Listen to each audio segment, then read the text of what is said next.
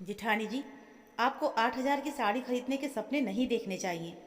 जिठानी जी, ये साड़ी छूने की भी औकात नहीं है आपकी। आप तो कोई 200 या 300 वाली साड़ी पसंद कर लो।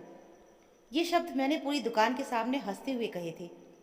मेरे चेहरे पर मुस्कान थी, लेकिन उस मुस्कान में मिठास नहीं, अहंकार घुला हुआ था। दुकान की तेज रोशनी में रंग बिरंगी साड़ियाँ चमक रही थी। हर तरफ रेशम, जरी और कढ़ाई की खुशबू फैली हुई थी, और उन्हीं साड़ियों के बीच खड़ी थी मेरी जेठानी सीमा भाभी। हाँ, भाभी, क्योंकि वो मेरे पति अमित के बड़े भाई की पत्नी थी, इस घर की बड़ी बहू। उनकी उंगलियां हल्के से उस गुलाबी कांजीवरम साड़ी को छू रही थी, जिसकी कीमत थी 8,000 रुपये। उनकी आंखों में एक चमक थी, जैसे कोई सपना पल भर के लिए सच हो गया हो, और मैंने उसी पल उस सपने को शब्दों में तोड़ दिया। सीमा भाभी ने तुरंत हाथ पीछे खींच लिया। चेहरे की मुस्कान फीकी पड़ गई। वो बोली, नहीं नहीं, मैं तो बस देख रही थी, अच्छी लगी इसलिए हाथ में ले ली। उनकी आवाज़ में सफाई कम, संकोच ज़्यादा था। मैंने अपने लिए 10,000 की साड़ी बिना सोचे अलग रख दी थी। मेरे पति अमित की नौकरी शहर की बड़ी कंपनी में थी। पैसा ठीक ठाक था, और शायद उसी पैसों ने मेरे भीतर ये भ्रम पैदा कर दिया था कि मैं इस घर में किसी से ऊपर हूँ। मुझे लगता था कि क्योंकि मैं ज़्यादा कमा रहे पति की पत्नी हूँ, इसलिए मेरा स्टेटस भी अलग है। सीमा भाभी के पति, मेरे जेठ, एक छोटी किराने की दुकान चलाते थे। आमदनी सीमित थी, और मैं उसी सीमा को उनकी पहचान बना चुकी थी।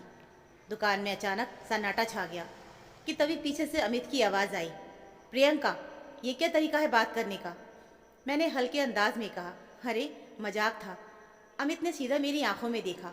हर मजाक मजाक नहीं होता, कुछ बातें दिल में चुभ जाती हैं। मुझे पहली बार एहसास हुआ कि बात हल्की नहीं रही, मगर मेरा अहंकार अभी भी शांत नहीं हुआ था कि तभी अमित आगे बढ़े। उन्होंने वही 8,000 वाली साड़ी उठाई और दुकानदार से बोले, भैया ये पैक कर दीजिए। मैं चौंक गई। अमित, ये सीमा भाभी के लिए है। उन्होंने मेरी बात बीच में ही काट दी। भाभी घबरा गई। नहीं अमित, रहने दो, इतनी महंगी साड़ी की क्या ज़रूरत है? अमित की आवाज़ भारी हो गई। ज़रूरत है भाभी, क्योंकि इस घर में अगर किसी को सबसे पहले खुश रहने का हक है तो वो आपको है। सबकी नज़रें अमित पर टिक गईं। उन्होंने धीरे धीरे बोलना शुरू किया, प्रियंका, तुम्हें पता है, जब मैं कॉलेज में था और पापा की तबीयत खराब थी, तब मेरी फीस भरने के लिए भाभी ने अपने 2 सोने के कंगन बेच दिए थे। तब घर में किसी को नहीं बताया गया। जब मेरी पहली नौकरी लगी और मैं बाहर शिफ्ट हुआ, तब भाभी ने अपने लिए नई साड़ी नहीं खरीदी ताकि मेरे लिए अच्छे कपड़े बन सकें।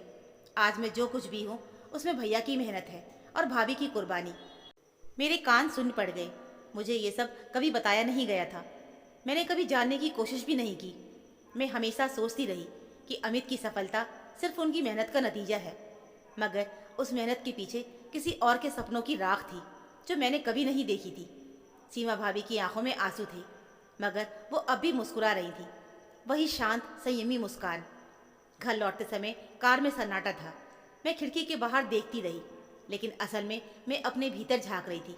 क्या सच में मैं इतनी छोटी सोच की हो गई थी? रात को सब सो गए, मगर मुझे नींद नहीं आई।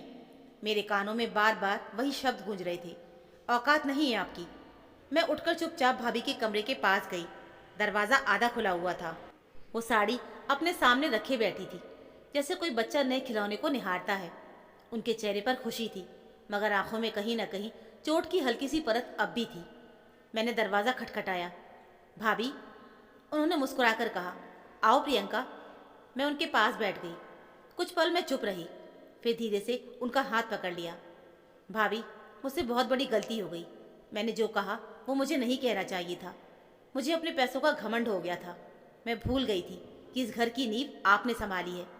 भाभी ने मेरा सिर सहलाया। गलती मान लेना ही सबसे बड़ी समझदारी है साक्षी। घर में ऊंच नीच पैसे से नहीं होती। घर में बड़ा वो होता है जो दिल से बड़ा हो। उनकी बात सुनकर मेरी आंखें भर आईं। अगले दिन मैं अकेले बाजार गई। मैंने उनके लिए एक और साड़ी खरीदी। उतनी महंगी नहीं, मगर हाँ, बहुत सुंदर थी।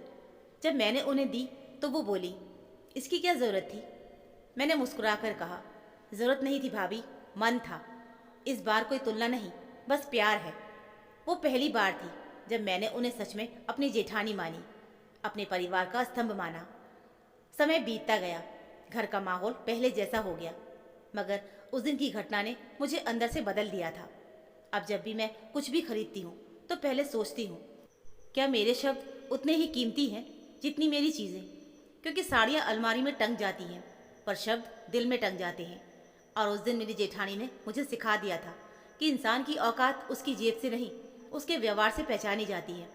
उस दिन मैंने 8,000 की साड़ी नहीं खरीदी, मैंने अपने अंदर का अहंकार उतारकर रिश्तों की असली कीमत पहन ली थी। तो दोस्तों, ये थी हमारी आज की कहानी। उम्मीद है आपको ये कहानी ज़रूर पसंद आई होगी। कहानी अच्छी लगी हो तो प्लीज़ वीडियो को लाइक और चैनल को सब्सक्राइब ज़रूर कर लीजिएगा। मिलते हैं फिर एक और ऐसी नई कहानी के साथ। तब तक के लिए धन्यवाद।